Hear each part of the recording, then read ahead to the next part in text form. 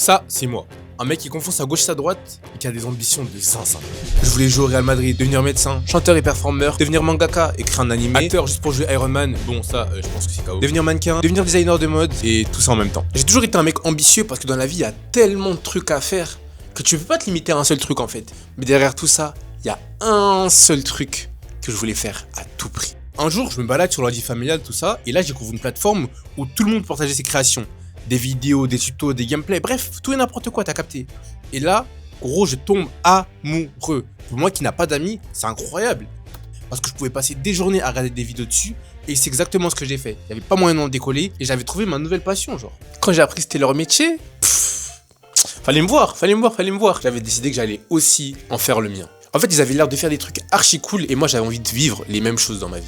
L'excitation du premier trophée YouTube, customiser le petit logo là en bas à droite ou à gauche, je sais plus. Passer des heures à faire ma propre bannière archi stylée. Faire une intro avec des flashs, tout ça. Bref, je voulais devenir youtubeur.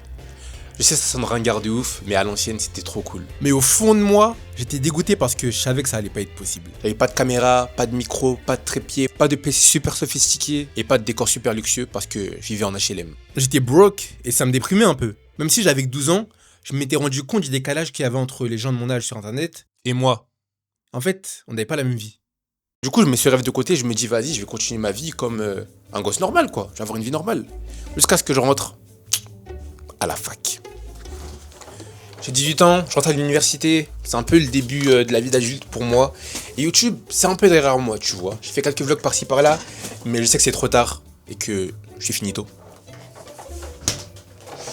Mais j'ai quand même besoin d'un peu de spice dans ma vie, d'un peu de piment, tu vois. Du coup, je décide de me lancer vers un autre de mes 7 rêves que j'avais quand j'étais plus petit.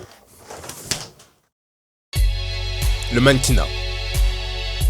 Au départ, j'étais archi excité à l'idée de commencer cette nouvelle aventure, sans savoir à quel point ça deviendrait difficile. J'ai dû enchaîner les castings aux 4 coins de Paris, désespérément envoyer mail sur mail et candidature sur candidature, tout ça pour me manger que des refus. Ouais, je sais, miskin, c'est chaud. Mais un jour, les choses ont tourné, parce qu'on m'a annoncé que j'avais été pris pour défiler à la Fashion Week. C'était une expérience incroyable, euphorique. J'ai pu rencontrer plein de gens, découvrir plein de trucs. Tout a commencé à couler à partir de là. J'ai commencé à faire des shoots et même me faire repérer par des agents. Bref, c'était la vie d'Aloca. Mais au milieu de tout ça, je commençais un peu à douter de moi. Parce que même si j'avais la vie d'Aloca, entre guillemets, tout allait bien. J'avais un salaire, j'avais des potes, j'avais des études trop bien. Enfin, entre guillemets. Et je réalisais un de mes rêves. Mais j'étais pas totalement satisfait de ma vie. C'est pas que j'en voulais plus, c'est juste que j'avais l'impression qu'il y avait un truc qui me manquait. Comme si j'avais un vide. Comme si je me mentais à moi-même en fait. La vie elle était cool, mais j'avais ce petit sentiment dérangeant, tu vois ce que je veux dire. Parce qu'au fond de moi, le rêve que j'ai vraiment toujours voulu poursuivre, c'était YouTube. Et je me dis, peut-être que je me suis trompé de rêve. Tu t'es trompé de rêve, Harry. Mais d'un autre côté, j'ose pas repenser à YouTube. Parce que je me dis, c'est derrière moi, c'est trop tard, j'ai pas les prérequis.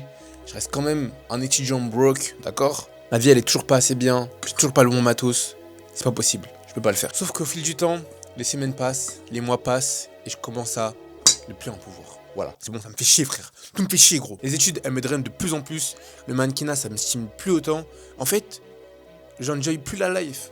Je n'enjoy plus la life. Je finis par ne plus en pouvoir et le lendemain, je prends une grosse décision. Je décide de tenter le tout pour le tout.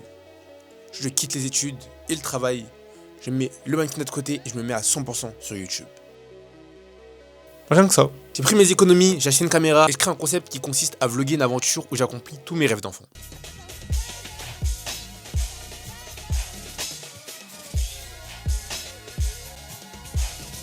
Je filme une vidéo, 2, puis 3, j'enchaîne. Parce qu'en fait, je suis tellement content d'enfin faire ce que j'aime. Et en plus de ça, les résultats commencent à venir. J'ai mes premières 500 vues, puis je passe la barre des 500 abonnés. Enfin, tout s'enchaîne en fait. Je reçois plein de messages archi touchants et grave de soutien de la part de mon entourage. Pour vous, c'est rien, mais pour moi, c'était une dinguerie. Et je commence enfin à voir la lumière au bout du tunnel. Pour moi, c'était du tout droit. Mais le neuil que j'étais s'était réjoui un peu trop tôt. Parce que vidéo après vidéo, upload après upload, le doute a commencé à s'installer en moi. Les stats s'effondraient. Je me demandais si j'étais vraiment en train de faire ce que je devais faire et si j'étais pas en train de me tromper de chemin. Encore une fois. J'ai essayé de changer la manière dont je montais mes vidéos, la manière dont je filmais, mes sujets, les thèmes pour voir ce qui plairait le plus, mais rien ne changeait. Et c'était archi frustrant. En fait, malgré tous les efforts que j'avais mis en place, les résultats étaient toujours pas à la hauteur de mes attentes. Et je commençais à juste être frustré et désespéré à la mort. Parce qu'en fait, tout ce que je voulais, moi, bah c'était vivre de ma passion, accomplir mon rêve, devenir youtubeur. Mais on dirait que tout était contre moi. J'ai l'air impossible, tout simplement perdu et désespéré en fait. On pouvait plus, j'étais fatigué gros, j'étais fatigué. Mais ce que je savais pas, c'est qu'un événement allait bouleverser ma perspective à jamais. Le temps avance, on est en juillet 2025 et je vais à Marseille avec mon pote Théo. On décide de faire une randonnée jusqu'au Calanque de Sormiou et ça, c'est une vraie galère. On se perd, on s'embrouille, on tombe à court d'eau, on se blesse et on fait plein de demi-tours. Je crois qu'on en a fait au moins 5 et qu'on a fait 3 fois la randonnée. Bref, je faisais que me plaindre en me disant que j'avais hâte d'enfin arriver et que j'en pouvais plus de cette randonnée parce que vraiment, j'étais à bout et on était tous les deux à bout. Mais aujourd'hui, ça me manque et je me dis qu'on a passé un archi bon moment et que j'aurais dû encore plus m'amuser. Et le plus fou, c'est que ce qu'on a le plus kiffé, c'était même pas la baignade qu'on a fait en arrivant au Calanque, mais c'est toute la rando qu'on a fait pour y arriver, même si elle était remplie d'embûches. Bah, c'est le cas de le dire. Et après avoir réalisé tout ça et avoir pris du recul, je me suis dit, attends, je suis en train de commettre la même erreur avec mon rêve en fait, qui est YouTube. Tout ce temps, je reproduisais la même erreur. YouTube, c'était ma randonnée. Et au lieu de profiter du chemin incroyable, du paysage et de l'admirer, je passais mon temps à me dire, quand est-ce qu'on arrive? Ça me saoule, j'en ai marre, je suis fatigué, c'est chiant. Mais la vérité, c'est que tout ce temps, j'étais déjà arrivé. La vraie récompense, c'est tout ce voyage. C'est toute cette aventure que tu vis en faisant des vidéos.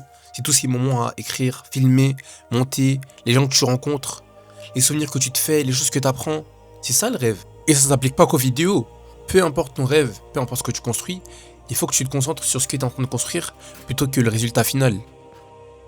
Quand j'étais plus jeune, je pensais que mon rêve de youtubeur, il se résumerait à avoir 100K d'abonnés, avoir 1 million, à du matos, à des titres.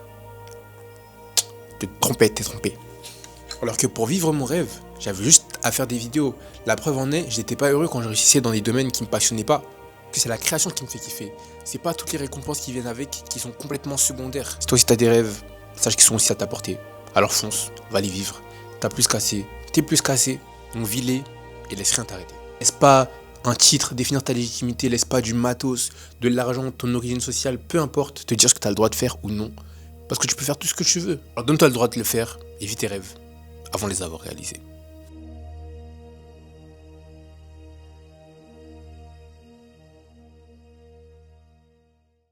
Cinnamon roll, ils sont ratés frérot. Ils sont ratés les frères. Ils sont trop sucrés. Voilà. Ah, le goulash.